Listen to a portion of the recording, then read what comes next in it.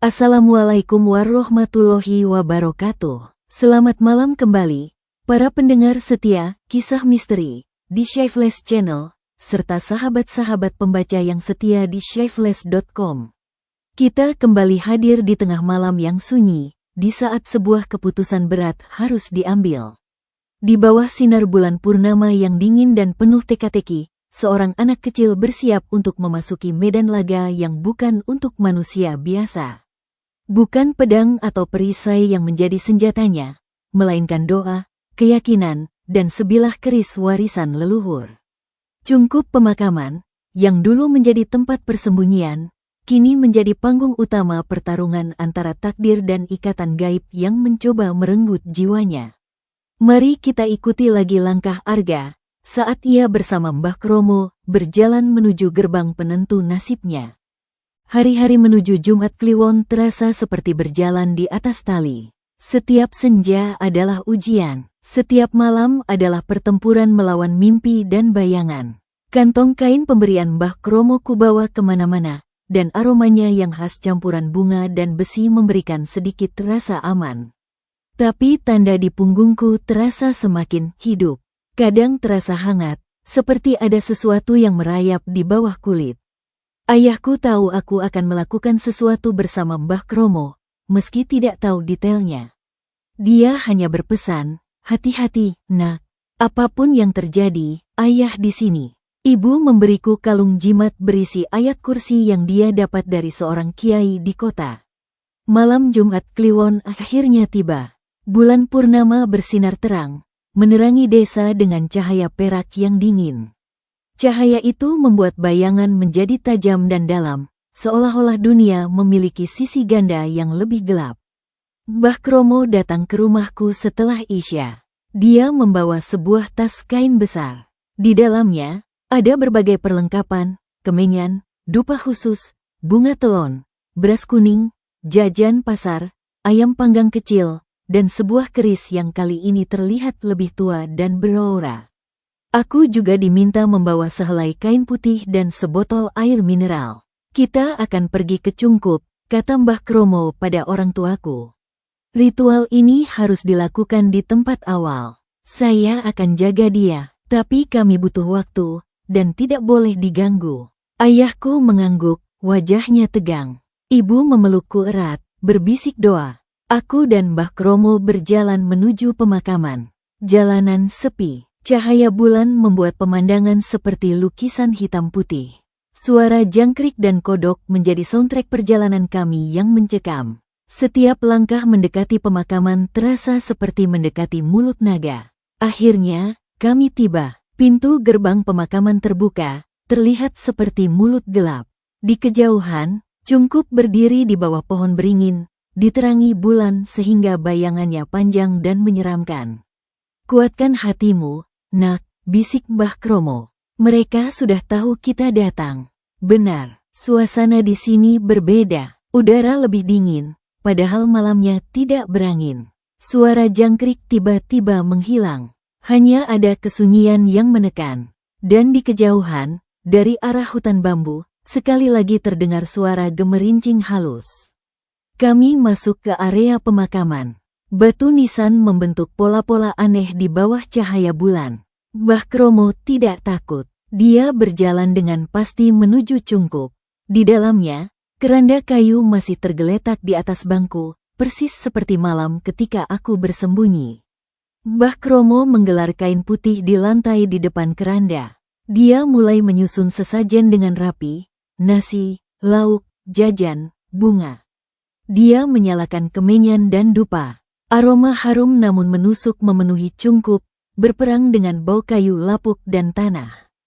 Duduklah di sini, perintahnya, menunjuk sebuah titik di kain putih menghadap keranda. Aku menurut, hatiku berdebar kencang, hampir sakit. Mbah Kromo berdiri di belakangku. Dia mulai membacakan mantra panjang dalam bahasa Jawa kuno. Suaranya rendah namun jelas, berirama, penuh kekuatan. Dia mengambil kerisnya, dan mulai melambaikannya di udara, membuat pola-pola tertentu di sekeliling tubuhku. Saat ritual berlangsung, perubahan mulai terjadi. Pertama, Angin yang tadi tidak ada, tiba-tiba berhembus kencang hanya di sekitar Cungkup. Angin itu dingin, menusuk tulang. Ia memutar daun-daun kering dan debu, membuat sesajen bergetar. Kedua, suara gemerincing yang tadi dari kejauhan, sekarang terdengar dekat. Sangat dekat, seolah-olah barisan lampor telah mengelilingi Cungkup. Suara Welwo kembali terdengar, tapi kali ini tidak riang. Ia terdengar marah, mengancam. Ketiga, cahaya bulan yang menerangi tiba-tiba meredup, seolah ada awan tebal. Tapi langit cerah. Sebaliknya, dari dalam Cungkup sendiri, cahaya kehijauan samar mulai memancar, berasal dari keranda kayu itu sendiri. Jangan takut, bisik Mbah Kromo, tanpa berhenti membacakan mantra. Mereka sedang menguji, tetaplah fokus. Lihat lurus ke depan. Aku mencoba, tapi dari sudut mataku, aku melihat bayangan-bayangan mulai berkerumun di luar Cungkup. Bentuk-bentuk manusia tinggi, dengan kepala yang tidak jelas. Mereka berdiri melingkar, menonton. Lampor, mantra Mbah Kromo semakin kencang. Dia mulai memercikkan air yang telah didoakan ke sekeliling. Saat tetesan air menyentuh tanah, terdengar suara desis, seperti air jatuh di besi panas. Bayangan-bayangan di luar mundur sedikit, tapi tidak pergi. Kemudian, yang paling menakutkan, keranda kayu itu mulai bergetar. Pelan-pelan, ia terangkat dari kedua bangku penyangganya, melayang di udara, setinggi pinggang. Persis seperti saat aku dan nenek itu terbang. Dari dalam keranda yang kosong, muncul asap kehijauan. Asap itu membentuk wajah nenek yang membawaku. Kau kembali, Arga, suaranya menggema di dalam kepalaku, bukan di telinga. Dan kau bawa penolak, itu tidak sopan. Dia bukan milikmu, teriak Mbah Kromo, menghentikan mantranya sejenak. Lepaskan ikatannya, kembalikan tanda itu. Wajah asap itu tersenyum sinis. Ikatan dibuat dengan sukarela. Naik keranda adalah persetujuan. Sang ratu telah memberinya tanda. Dia akan menjadi salah satu dari kami, saat waktunya tiba. Waktunya belum tiba, dan tidak akan tiba. Mbah Kromo mengacungkan kerisnya ke arah wajah asap. Dengan kekuatan leluhur dan izin yang maha kuasa, aku memutus ikatan ini. Dia mulai membacakan mantra lagi, kali ini lebih keras, lebih bernada perintah. Keris di tangannya bergetar, memancarkan cahaya kebiruan samar. Wajah asap itu mendesis. Kau tidak bisa melawan takdir. Lampor selalu menang. Tiba-tiba, semua bayangan di luar Cungkup bergerak maju. Mereka memasuki area Cungkup, melewati tembok rendah. Cahaya kehijauan dari mereka membanjiri ruangan. Aku bisa melihat mereka lebih jelas sekarang. Sosok-sosok tinggi dengan pakaian kuno, wajahnya kosong atau tertutup bayangan, dan di atas bahu mereka, keranda-keranda hantu. Mereka mengelilingi kami, merapat. Suhu udara turun drastis. Napasku mengeluarkan kabut putih. Mbah Kromo tidak gentar. Dia mengambil segenggam beras kuning dan melemparkannya ke sekeliling. Beras itu seperti peluru kecil bagi mereka. Sosok-sosok itu menjerit kesakitan. Suara jeritan itu seperti angin melalui celah batu, dan mundur lagi. Tapi mereka terlalu banyak, dan keranda utama di depan kami semakin bercahaya. Dari dalamnya, sekarang muncul lebih dari sekadar wajah. Sebuah tangan asap yang hijau meraih ke arahku. Ayo, Arga, naik lagi. Kita akan terbang jauh, selamanya. Aku terpaku, pesona suara itu kembali. Keinginan untuk menurut, untuk mengakhiri semua ketakutan ini dengan menyerah saja, begitu kuat. Arga, jangan dengar, teriak Mbah Kromo. Dia menusukkan kerisnya ke tanah tepat di depanku. Dengan ini, aku tutup jalan. Keris itu berdiri tegak, bergetar. Cahaya kebiruannya meluas, membentuk semacam lingkaran pelindung di sekeliling kami. Tangan asap itu menyentuh cahaya biru dan tersentak kembali, seperti kesetrum.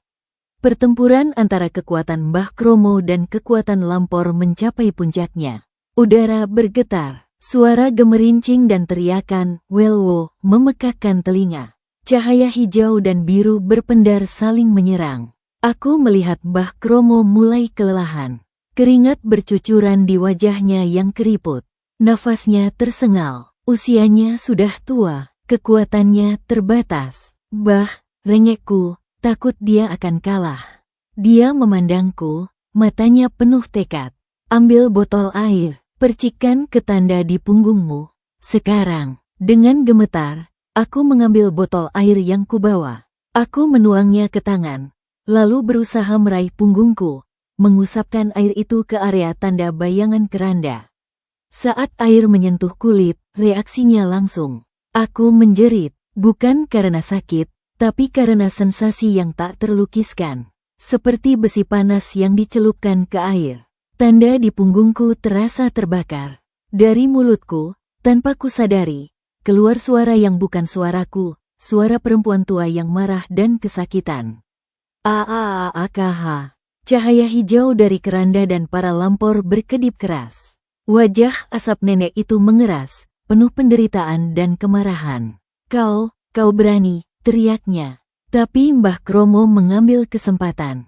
Dia mencabut keris dari tanah. Dan dengan sisa tenaga terakhir, dia menusukkannya ke arah keranda kayu bukan untuk merusak, tapi menancapkannya di samping keranda, sebagai tiang batas. Dengan ini, ikatan diputus, teriaknya, suaranya menggema dengan kekuatan terakhir. Arga kembali ke dunia atas. LAMPOR, undur kalian. Ledakan energi yang tak terlihat menghantam kami semua. Aku terlempar ke belakang. Membentur tembok cungkup. Mbah Kromo jatuh terduduk, kehabisan tenaga. Tapi efeknya dahsyat. Cahaya hijau padam seketika. Keranda kayu itu jatuh kembali ke bangku dengan suara keras. Wajah asap dan tangan hijau lenyap. Suara gemerincing dan welwo berubah menjadi jeritan kepanikan yang semakin menjauh, seolah barisan lampor tercerai-berai dan melarikan diri. Kesunyian kembali. Kesunyian yang alami, hanya diselingi suara jangkrik yang perlahan kembali berbunyi. Aku berdiri, tubuh pegal. Aku membantu Mbah Kromo berdiri. Dia terlihat sangat lelah, tapi tersenyum. Lihat punggungmu, bisiknya. Aku meraba, sensasi terbakar sudah hilang. Aku berusaha melihat dengan bantuan cahaya bulan yang kembali terang. Tanda bayangan keranda itu memudar. Tidak hilang sepenuhnya, tapi menjadi sangat samar, hampir tidak terlihat. Ikatan utama sudah putus, kata Mbah Kromo. Tapi bekasnya akan selalu ada.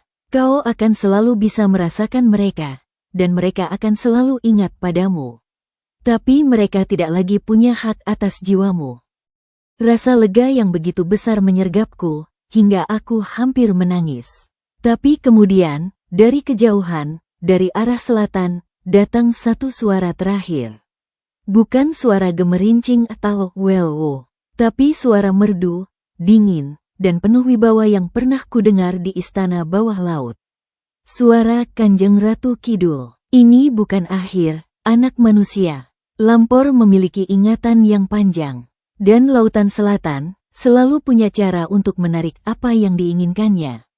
Sampai kita bertemu lagi, suara itu menghilang. Ditelan angin malam. Ritual telah berhasil, tapi ancaman belum sepenuhnya berakhir. Aku telah memenangkan pertempuran, namun perang melawan ingatan dan klaim dari dunia gaib mungkin akan berlangsung seumur hidupku. Kami pulang dengan langkah berat namun hati lebih ringan. Ayah dan ibu menunggu dengan cemas di teras. Saat melihat kami, mereka berlari mendekat. Sudah selesai? Tanya ayah. Mbah Kromo mengangguk. Sudah, tapi tetap harus waspada. Arga, kau sekarang bebas. Tapi jangan pernah coba-coba lagi mendekati dunia mereka. Hidupmu ada di sini. Aku mengangguk, memandangi pemakaman dan cungkup yang semakin menjauh. Tempat itu akan selalu menjadi bagian dari ingatanku yang paling gelap dan paling ajaib. Aku selamat, tapi seperti kata Ratu Kidul, ini mungkin bukan akhir. Lampor dan penguasa selatan memiliki kesabaran abadi. Dan suatu hari nanti, mungkin saat aku lengah, atau saat emosi kuat lagi menyergap, mereka akan datang kembali. Tapi untuk sekarang, aku hanya ingin menjadi anak kecil lagi. Anak yang membantu orang tua di kebun tembakau, yang bermain dengan sari, yang takut pada ayahnya yang keras tapi penyayang. Dunia atas, dengan segala kesederhanaannya, adalah tempatku. Dan aku akan berjuang untuk tetap di sini. Pasca ritual, hidupku perlahan kembali ke jalurnya atau setidaknya, ke versi normal yang baru. Normal yang diwarnai oleh kewaspadaan dan kenangan yang tidak pernah benar-benar pergi. Tanda di punggungku tidak hilang sepenuhnya. Ia tetap ada sebagai bayangan sangat samar, seperti tahi lalat datar yang hanya terlihat di cahaya tertentu. Ia adalah pengingat fisik, bahwa apa yang kualami bukan hayalan. Mbah Kromo bilang, itu seperti bekas luka di jiwa yang terwujud di tubuh. Biarkan saja, itu bagian dari dirimu sekarang. Tapi jangan biarkan itu mengendalikanmu. Anak-anak di desa perlahan mulai mendekat lagi. Mungkin karena orang tua mereka melihat aku baik-baik saja, atau mungkin karena desas-desus tentang ritual dengan Mbah Kromo menyebar, dan mereka menganggap aku sudah dibersihkan. Sari tetap menjadi temanku yang paling setia. Dia tidak pernah banyak bertanya, tapi selalu ada saat aku terlihat melamun atau ketakutan. Kamu kadang kayak lihat sesuatu yang gak kami lihat, katanya suatu hari saat kami duduk di tepi sawah. Kadang, aku mengakui, tapi sekarang cuma bayangan aja.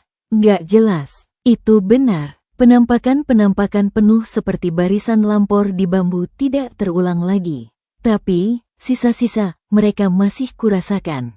Kadang, di tengah kesibukan membantu ayah memetik daun tembakau, tiba-tiba aku merasakan hawa dingin yang tidak biasa, atau mendengar gemerincing sangat halus yang hilang saat kufokuskan pendengaranku. Itu seperti gema dari dunia lain yang bocor ke duniaku. Aku belajar hidup dengan itu. Seperti orang yang hidup dengan tinnitus denging di telinga, aku belajar mengabaikan sinyal-sinyal dari dunia lampor. Aku fokus pada hal-hal duniawi, sekolah, membantu orang tua, bermain. Aku bahkan berhenti merokok trauma akan akibat dari satu batang rokok itu terlalu dalam. Tapi dunia gaib tidak pernah benar-benar diam. Mereka berkomunikasi dengan cara lain, melalui mimpi. Mimpi buruk tentang pasar Danyang dan barisan lampor masih datang, tapi frekuensinya berkurang. Yang lebih sering sekarang adalah mimpi yang aneh, tidak menakutkan, tapi sangat nyata. Aku bermimpi terbang di atas desa dengan tenang, melihat atap-atap rumah dari atas, merasakan angin sepoi-sepoi. Atau bermimpi duduk di tepi pantai yang tenang, bukan pantai selatan yang murka, mendengar debur ombak yang menenangkan.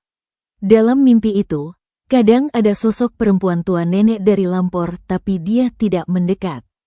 Hanya duduk di kejauhan, menenun sesuatu, atau memandangi laut. Seolah-olah dia sedang mengawasiku dari jauh, tanpa berniat mencelakakan. Suatu malam, mimpinya berbeda. Aku berada di sebuah ruangan yang terbuat dari koral dan mutiara istana selatan. Tapi kali ini, sang ratu tidak duduk di singgasana. Dia berdiri di depan jendela besar yang menghadap laut dalam, membelakangiku. Rambutnya yang hitam panjang berkibar pelan. Kau tumbuh, Arga, ucapnya tanpa menengok. Suaranya dalam mimpi itu tidak menakutkan, malah terdengar, Iba, dunia atas cocok untukmu. Tapi ingat, ada harga untuk segala sesuatu. Kau terlepas dari ikatan, tapi kau mengambil sesuatu dari kami, pengalaman. Pengetahuan tentang dunia kami, itu akan selalu menjadi bagianmu. Aku ingin bertanya apa maksudnya, tapi tidak bisa bersuara. Dia menengok sedikit, memberikanku profil wajahnya yang cantik dan tidak manusiawi. Kau akan selalu menjadi jembatan, apakah kau mau atau tidak, antara dunia atas dan dunia bawah, antara yang hidup dan yang lain. Itu takdirmu sekarang. Aku tidak mau. Akhirnya bisa kuucapkan dalam mimpi. Dia tersenyum, senyum sedih. Keinginan kecil manusia jarang mengubah takdir yang sudah ditulis oleh pertemuan dua dunia. Tapi tenang, kami tidak akan merebutmu dengan paksa lagi. Kau bebas memilih, tapi suatu hari nanti, kau akan memahami mengapa pertemuan kita penting. Mimpi itu berakhir dengan aku terbangun, merasa aneh, tidak takut, tapi penuh pertanyaan. Apa maksudnya aku akan menjadi jembatan? Apakah ini artinya aku akan melihat hal-hal gaib seumur hidup? Atau apakah aku akan terlibat dalam hal-hal aneh lagi? Aku menceritakan mimpi itu pada Mbah Kromo saat aku mengunjunginya seminggu sekali, seperti yang dia sarankan untuk pemeriksaan spiritual. Mbah Kromo mendengarkan dengan serius. Dia mengatakan kebenaran, ucapnya setelah lama diam. Kau sudah menyentuh kedua dunia. Kau tidak bisa menjadi orang biasa sepenuhnya lagi. Kemampuan untuk merasakan mereka, melihat sisa-sisa mereka, mungkin akan tetap ada. Itu yang dia maksud dengan jembatan. Tapi aku tidak mau terlibat lagi, Mbah. Keinginan dan kenyataan sering berbeda, Nak. Tapi kau punya kekuatan sekarang, pengetahuan. Kau tahu aturan mereka. Kau tahu kelemahan mereka, suara bising, logam, doa. Kau juga punya perlindungan dari ritual kita. Gunakan itu untuk hidup damai. Jika suatu hari ada orang lain yang mengalami hal serupa, mungkin kau bisa membantu. Itu mungkin takdir menjadi jembatan yang dia maksud, membantu orang yang seperti kamu dulu.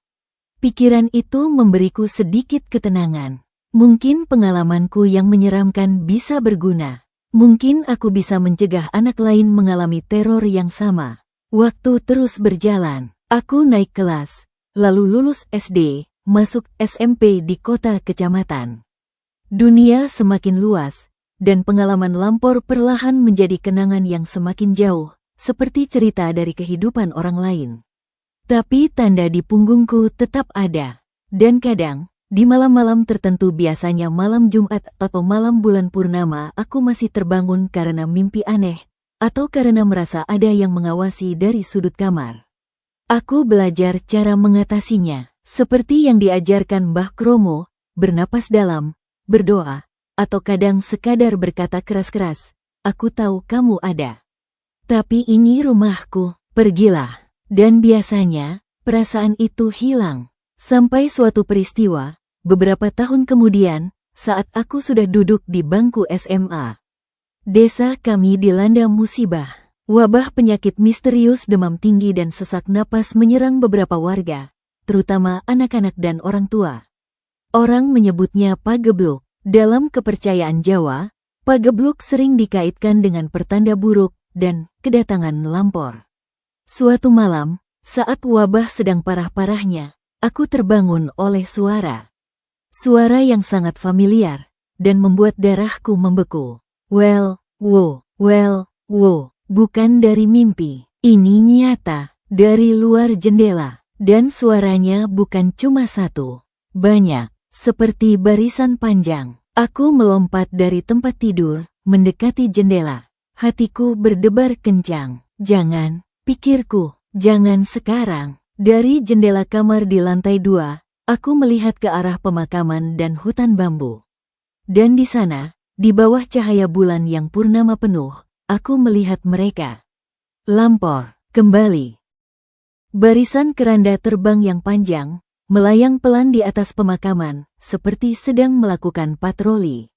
Jumlahnya lebih banyak dari yang pernah kulihat dulu. Suara, welwo, mereka terdengar berat, seperti nyanyian duka. Mereka tidak menuju rumahku. Mereka hanya berputar-putar di area pemakaman, lalu perlahan bergerak menyusuri pinggiran desa, seolah-olah mengitari wilayah yang terjangkit wabah. Aku teringat mitos yang diceritakan Mbah Kromo dulu, kemunculan lampor sering dianggap pertanda pagebluk atau kematian. Apakah mereka sedang mengumpulkan jiwa-jiwa yang akan dicabut oleh wabah ini? Aku merasa harus melakukan sesuatu. Tapi apa? Larangan Mbah Kromo kuat di kepalaku, jangan terlibat lagi. Tapi saat itu, dari arah barisan lampor, sesuatu terjadi. Salah satu keranda memisahkan diri dari barisan. Ia melayang mendekati permukiman, dan berhenti tepat di atas rumah salah satu warga yang sedang sakit keras, rumah Pak Darmo, yang anak bungsunya sedang kritis karena demam. Keranda itu melayang diam di atas atap rumah, seperti burung nasar yang menunggu. Aku tahu apa yang akan terjadi jika tidak ada yang dilakukan. Mungkin anak Pak Darmo akan meninggal, dan arwahnya akan diangkut oleh Lampor itu. Tanpa berpikir panjang, aku mengambil tindakan. Aku berlari ke dapur, mengambil panci dan sendok besi. Aku membuka jendela, dan dengan segala keberanian yang kukumpulkan, aku mulai memukul panci itu sekeras-kerasnya. Dang, dang, dang, dang. Suaranya memecah kesunyian malam yang menyeramkan. Lampu-lampu di rumah tetangga mulai menyala. Beberapa orang keluar, bingung. Aku tidak berhenti. Aku terus memukul, sambil berteriak, LAMPOR. Ada LAMPOR. Efeknya langsung. Keranda yang melayang di atas rumah Pak Darmo tersentak, lalu dengan cepat mundur, bergabung kembali dengan barisan utama. Seluruh barisan Lampor, yang tadi tenang, sekarang tampak kacau. Suara, welwo, mereka berubah menjadi riuh panik. Mereka berbalik arah, dan dengan cepat menjauh, menghilang ke arah selatan, meninggalkan desa. Beberapa warga berkumpul di luar. Mereka mendengar teriakanku. Beberapa yang lebih tua melihat ke arah langit dengan wajah pucat. Mereka mungkin juga melihat atau merasakan sesuatu. Ayahku naik ke kamarku. Arga, apa yang terjadi? Lampor, yah. Mereka ada di atas rumah Pak Darmo. Aku usir. Ayahku memandangku, lalu memelukku. Kau berani, nak, tapi jangan sampai membahayakan dirimu. Keesokan harinya, kabar menyebar. Anak Pak Darmo, yang semalam kritis, paginya mengalami penurunan demam yang drastis. Dokter di puskesmas bingung, tapi keluarga Darmo bersyukur. Beberapa warga tua, termasuk Mbah Kromo, datang ke rumahku. Mereka mendengar apa yang kulakukan. Kau menggunakan pengetahuanmu dengan benar. Puji Mbah Kromo, matanya berbimbang bangga. Kau menyelamatkan nyawa. Itu adalah takdir menjadi jembatan melindungi dunia atas dari gangguan dunia bawah. Sejak peristiwa itu, pandangan warga desa berubah total. Aku tidak lagi dianggap anak pembawa sial. Aku dianggap memiliki kepekaan khusus, dan beberapa orang bahkan datang meminta nasihat atau bantuan jika merasa ada hal aneh di sekitar mereka. Aku tidak menjadi dukun atau semacamnya. Aku tetap Arga, pelajar SMA. Tapi aku menerima takdir baruku, sebagai seseorang yang memahami kedua dunia, dan menggunakan pengetahuan itu untuk melindungi, bukan untuk diriku sendiri. Lampor mungkin akan selalu ada di pinggiran kesadaranku. Kanjeng Ratu Kidul mungkin masih mengingatku. Tapi sekarang, aku tidak lagi menjadi korban yang ketakutan. Aku telah belajar berdiri di antara dua dunia, dengan satu kaki di masing-masing, menjaga keseimbangan. Dan dalam peran itu, aku menemukan kedamaian. Bertahun-tahun telah berlalu sejak malam pertama aku terbang dengan Lampor. Aku sekarang bukan lagi anak kecil yang ketakutan. Aku telah menyelesaikan pendidikan, bekerja di kota, dan hanya pulang ke desa pada akhir pekan atau hari libur. Tapi desa dan ingatannya tetap menjadi bagian tak terpisahkan dari diriku. Mbah Kromo telah meninggal dengan tenang beberapa tahun lalu. Di ranjang kematiannya, dia memegang tanganku dan berbisik, jaga keseimbangan, nak. Dunia atas butuh orang seperti kamu yang mengingat bahwa ada dunia lain di luar sana. Tapi jangan terjun terlalu dalam. Kau manusia, hidupmu di sini. Aku mengingat pesannya. Aku tidak mencari hal-hal gaib. Tapi kadang, mereka yang mencariku. Terutama warga desa tua yang masih percaya penuh pada dunia spiritual. Jika ada kejadian aneh suara di malam hari, penampakan, atau mimpi buruk yang berulang mereka sering meminta pendapatku.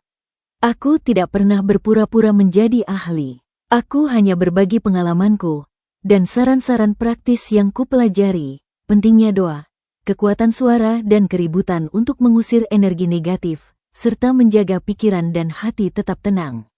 Tanda di punggungku masih ada, tetap samar. Ia tidak pernah lagi terasa hangat atau hidup seperti dulu. Ia hanya bekas luka tak kasat mata yang mengingatkanku pada pelajaran berharga sekaligus menakutkan dari masa kecil. Suatu akhir pekan, aku pulang ke desa. Orang tuaku sudah tua, ayah tidak lagi sekuat dulu untuk mengurus kebun tembakau, jadi sebagian sudah disewakan.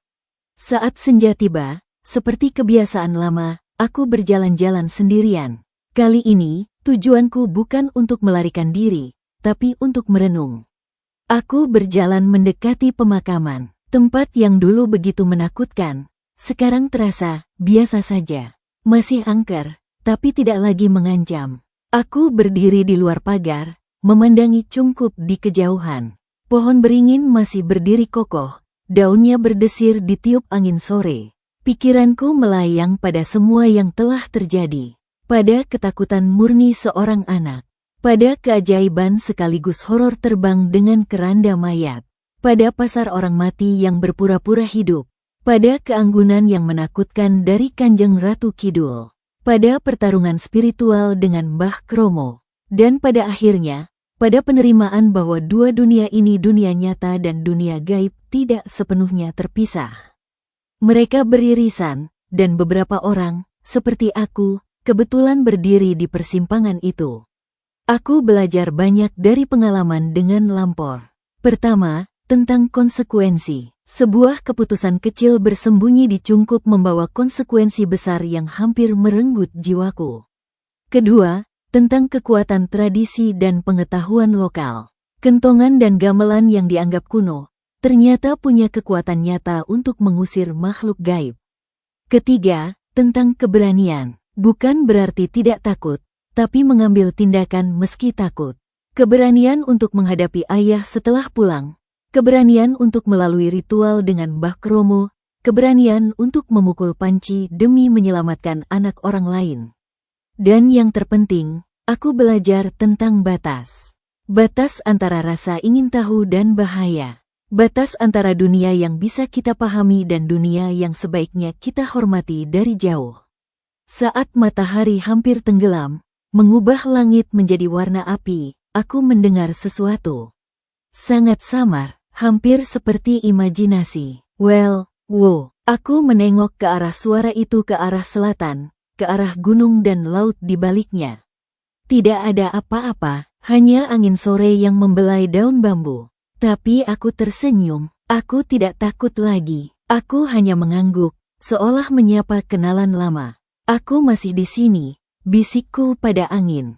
Dan aku baik-baik saja. Angin seolah membalas. Membawa aroma tembakau kering dari gudang dan bunga melati dari pekarangan rumah. Aroma kehidupan, aroma dunia atas. Aku berbalik, meninggalkan pemakaman, dan berjalan pulang. Lampu-lampu rumah mulai menyala satu persatu, menerangi jalan setapak. Suara ibu memanggil untuk makan malam terdengar sayup. Desa ini, dengan segala mitos dan misterinya, adalah rumahku. Lampor dan Kanjeng Ratu Kidul adalah bagian dari folklornya, bagian dari budaya yang dalam dan kompleks. Pengalamanku adalah satu titik dalam sejarah panjang interaksi antara manusia Jawa dan dunia gaib mereka. Aku tidak tahu apakah aku akan pernah bertemu lagi dengan sang ratu seperti yang dia katakan. Mungkin saat ajalku tiba nanti, keranda Lampor akan datang untukku bukan sebagai penculik, tapi sebagai pengantar yang sudah ditakdirkan. Atau mungkin tidak, itu rahasia kehidupan dan kematian. Yang aku tahu sekarang adalah, aku hidup.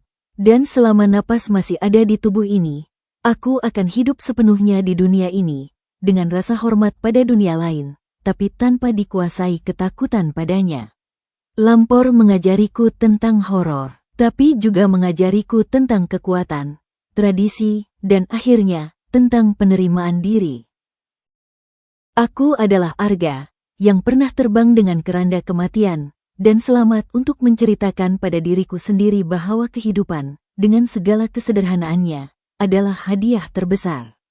Dan kadang, kita harus menyentuh kegelapan untuk benar-benar menghargai cahaya. Demikianlah kisah panjang tentang pertemuanku dengan Lampor, sang keranda terbang dalam mitologi Jawa. Cerita ini mungkin dianggap sebagai dongeng atau khayalan oleh sebagian orang. Tapi bagi mereka yang tumbuh di lingkungan yang masih memegang kuat kepercayaan dan tradisi, garis antara nyata dan gaib seringkali tipis. Lampor bukan sekadar hantu penakut.